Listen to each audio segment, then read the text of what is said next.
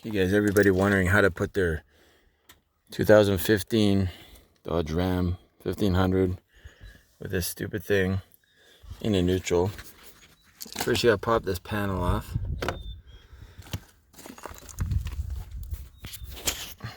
Then, it's hard to do with two hands. Behind there, you just gotta slide this over like that and pull it. There, now you're in neutral.